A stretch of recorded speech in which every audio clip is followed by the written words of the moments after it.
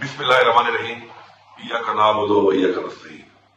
मैं इस वक्त पाकिस्तान में रहने वाले तमाम पाकिस्तानियों से और पूरी दुनिया में जितने भी वसीक पाकिस्तानी हैं उनसे मुखातिब हूं। इमरान खान जो जंग लड़ रहा है वो जंग इमरान खान की नहीं बल्कि पाकिस्तान की जंग है, हमारी नस्लों की जंग है।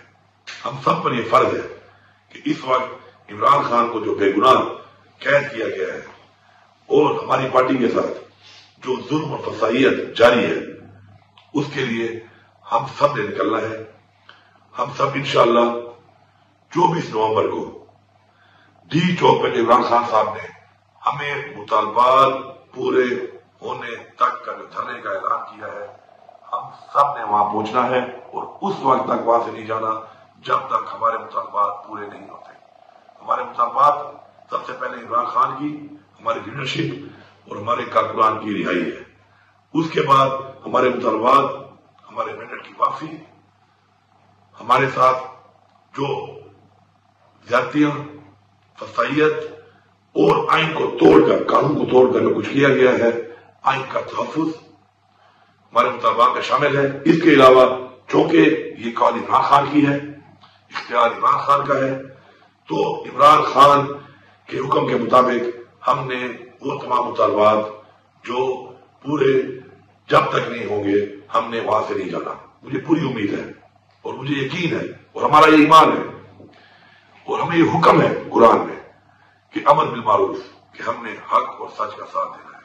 हम हक पे हैं, हम सच के साथ हैं और इंशाअल्लाह अपनी हकीकी आजादी तक, अपने मुतालबात की मंजूरी तक और अपने आने वाली नस्लों, अपने पाकिस्तान के आइन के तहफ्फुज के लिए इंशाअल्लाह हम हर हद तक जाएंगे और इंशाअल्लाह ये जंग इंशाअल्लाह हम जीतेंगे भरपूर तरीके से। आप जहां पर भी हैं ओवरसीज पाकिस्तानी, जहां जहां भी आपके प्रोटेस्ट हो रहे हैं, भरपूर तरीके से शिरकत करनी है आपने।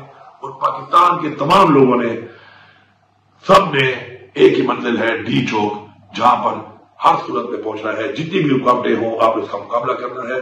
और मैं आखिर में इस हुकूमत को वार्निंग दे रहा हूं कि आप हमारे ऊपर शेलिंग करते हैं, हमारे ऊपर रबड़ बुलेट्स चलाते हैं, हमारे ऊपर आप बेइंतहा तशद्दुद करते हैं, हमारे रास्तों में खंदके खोदते हैं, कंटेनर खड़े करते हैं और उसके बाद हमारे ऊपर स्ट्रेट फायरिंग करते हैं। कोई भी नुकसान अगर होगा, किसी का भी नुकसान होगा तो ये हुकूमत उसकी जिम्मेदार होगी और आपने इस दुनिया में भी हिसाब देना है और उस जहां अल्लाह को भी हिसाब देना है।